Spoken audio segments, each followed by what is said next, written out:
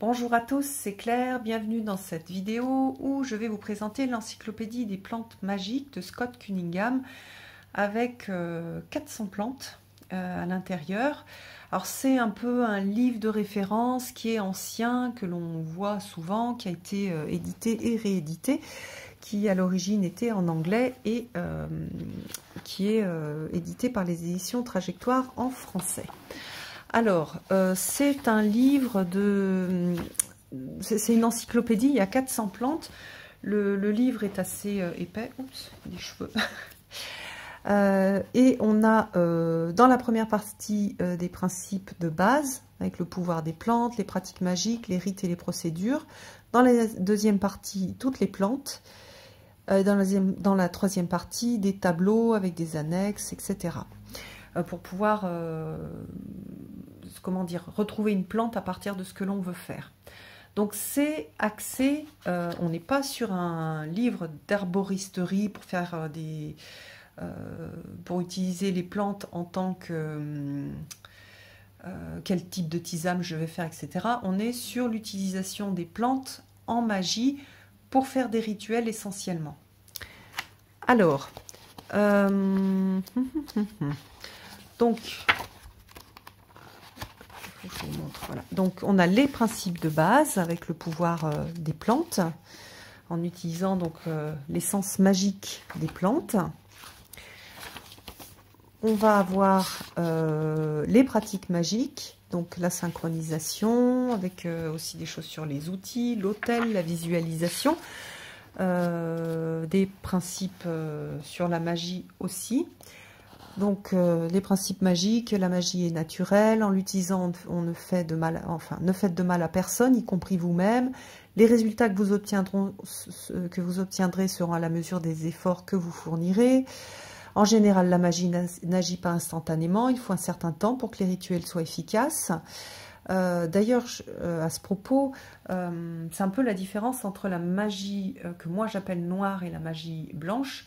La magie noire qui est une magie qui est puissante et qui est immédiate, et la magie blanche qui est une magie qui est très puissante aussi, mais qui met du temps. C'est un petit peu comme quand vous, dans une relation avec quelqu'un. Si si vous voulez éloigner quelqu'un, vous pouvez l'insulter, ça va être hyper rapide. Après, si vous avez quelqu'un que vous devez... avec qui vous voulez créer un lien, bah c'est comme dans l'histoire du Petit Prince, il faut prendre le temps de créer ce lien qui va être précieux entre vous et la personne. On a exactement la même chose dans l'idée de la magie noire et de la magie blanche. Alors après, la définition de la magie noire, c'est la mienne, c'est-à-dire c'est une magie qui est faite pour son bénéfice à soi et que pour soi et au détriment des autres. La magie blanche, elle inclut les autres, ou au moins elle est neutre vis-à-vis des autres. Voilà. Parce qu'on n'a pas tous la même notion de magie noire. Certaines personnes mettent dans la magie noire le travail avec des énergies sombres, ou avec des dieux ou des déesses sombres. Et pour moi, on n'est pas dans de la magie noire, c'est pas ce que j'appelle de la magie noire. Voilà. Voilà, la magie, elle peut être utilisée pour se défendre, mais jamais pour attaquer. C'est un savoir, elle est amour. Donc on est vraiment sur des principes de magie blanche. Alors, on a les herbes enchantées, j'adore. Je te cueille, romarin, herbe du soleil, pour accroître mes pouvoirs psychiques et ma concentration. Donc ça, ce sont des petites incantations que l'on peut faire quand on travaille avec les plantes. D'ailleurs, c'est des choses que je partagerai, enfin vous verrez. Il y a des histoires d'enchantement, des procédures magiques avec des sachets, des figurines, des infusions. Donc ça, voilà, c'est aussi, mais c'est pas, voilà, un livre avec quel type d'infusion à faire si vous avez le nez qui coule. On n'est pas là-dessus du tout. Donc en magie, on travaille aussi avec des infusions. On travaille avec des bains, des onguents, des huiles. Des encens, des rituels liés aux éléments. Ensuite, on a les intentions magiques avec quel type d'intention. Donc, il y a les intentions pour la protection, pour l'amour, pour l'exorcisme, pour la guérison, la santé, la conjuration de sorts, la fidélité, la chance, le désir sexuel, les manifestations, l'argent et les souhaits. Et puis, on a les codes santé pour les plantes. Donc, c'est des petits... Des lettres qui vont permettre, enfin on va s'y référer pour avoir des informations, c'est pour que ce soit plus court. Alors, comment lire les articles? Des choses liées aux planètes aussi. Planètes et éléments. Qu'est-ce qui est, le soleil, c'est plutôt lié aux affaires légales, à la guérison, à la protection. Alors ça, ce sont toutes ces pratiques magiques. C'est le fruit du travail de Scott Cunningham. Mais vous avez peut-être des associations différentes. En magie, c'est très important d'utiliser ses propres associations quand on les connaît. C'est-à-dire, par exemple, moi, je travaille avec le cercle de magie, mais les éléments que je lis aux directions ne sont pas les mêmes que ce que les gens utilisent la plupart du temps. Pour des raisons, voilà, c'est pour des raisons personnelles, c'est lié à moi, ma façon de travailler, aux influences que j'ai eues, notamment du Feng Shui, et puis aussi à la maison dans laquelle je travaille en ce moment. Donc voilà. Donc je le change. Faut rester, faut se sentir libre hein, en magie. C'est pas de la mathématique, c'est pas des mathématiques. En magie, 2 plus 2, ça peut faire 3, ça peut faire 5, ça peut faire 18. Donc voilà, rien n'est ancré, rien n'est gravé dans le marbre, tout est à adapter. Et donc là, ce sont des idées quand on n'en a pas, ou quand on veut connaître, ou qu'on a envie de se lancer là-dedans. Alors à chaque fois, pour les plantes, on va avoir le nom en latin pour les noyaux. Donc vous voyez ici, on a le X, donc je vais me reporter à cette partie-là. D'ailleurs, je pense que je vais mettre une petite note. Donc, usage interne déconseillé. Donc, je sais que quand j'ai un X, en fait, c'est une croix. Et que c'est pas une bonne idée de manger les noyaux. Donc, voilà, le nom populaire, le genre. Donc là, elle est liée au genre féminin. On va travailler la partie féminin, la partie féminine. La planète Vénus, l'élément eau, la déité, c'est Vénus. Les pouvoirs, c'est l'amour. Et puis, on a les usages magiques. Voilà. Alors, ça pour 400 plantes. Donc, c'est en gros une bonne partie du bouquin. Mais il y a une autre partie qui est super intéressante. C'est le tableau et les annexes. C'est ce qui permet de travailler avec le livre. C'est-à-dire, on va pas, c'est pas un livre qu'on prend et qu'on va lire. Et on va lire toutes les plantes. C'est pas du tout ça. On va aller dans le tableau et annexes. Et par exemple, je veux faire moi-même mon rituel. Et ma préparation, donc je vais mélanger, je vais faire par exemple un rituel avec, j'ai besoin de plantes masculines, donc je vais choisir parmi ces plantes, de plantes plutôt féminines.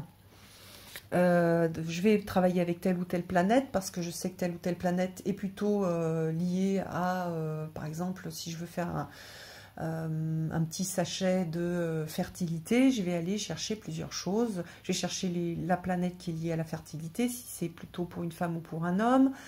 Je vais aller voir et je vais pouvoir constituer ça à partir de ces annexes. Après, voilà, on a les éléments, même chose pour les éléments. Et puis après, on a les intentions magiques. Alors, il y en a qui sont marrantes.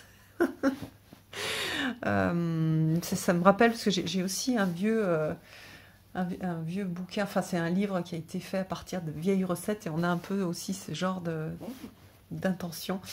Je trouve ça touchant quelque part. Donc là on a atteindre l'immortalité, attirer l'amour, attirer les serpents, voilà, augmenter la fertilité, briser les sorts amoureux, causer des visions, communiquer avec les esprits, conserver sa chasteté, conjurer des sorts, conserver la santé. Voilà, donc après, par exemple, je veux conserver la santé, je vais regarder les plantes qui sont autour de chez moi. Qu'est-ce qu'il y a? Le thym, par exemple. Bon, le thym, c'est un peu une plante à tout faire, hein. Que ce soit en magie ou que ce soit en phytothérapie, c'est vraiment une plante magique qui est vraiment, vraiment bien. Alors, hop, le thym.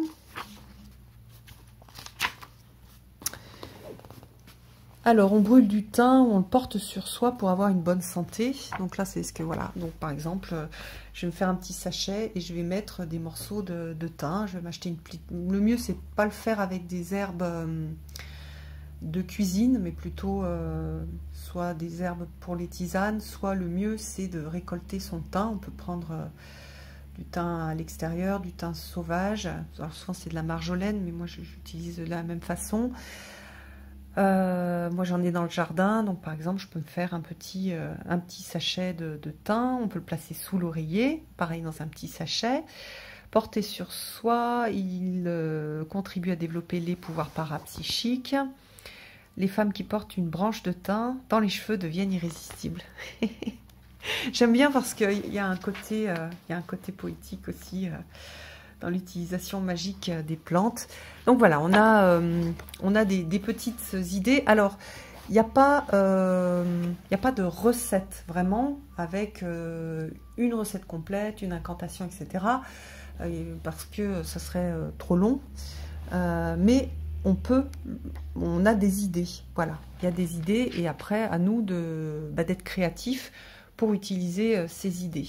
Voilà, on a de l'exorcisme, ça c'est pas mal pour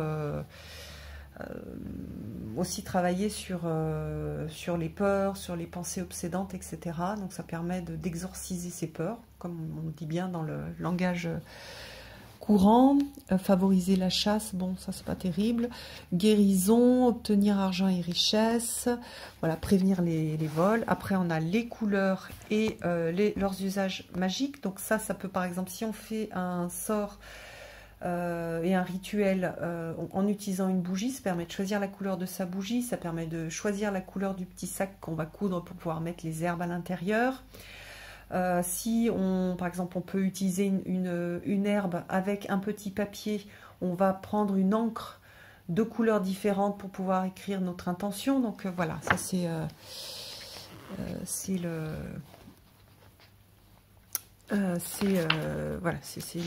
l'utilité de connaître les couleurs. On a un glossaire avec, voilà, qu'est-ce que ça veut dire, c'est quoi une figurine, et qu'est-ce que, voilà, pof. Après, on a les propriétés magiques des huiles.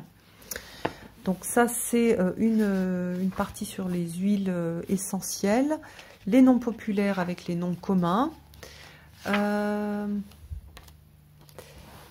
Voilà, donc ça c'est pareil, c'est intéressant parce que parfois on pense qu'on ne connaît pas une plante alors que si, mais dans notre région elle a un autre nom. Et puis on a une bibliographie plutôt, alors avec peu de choses de traduit ou en français.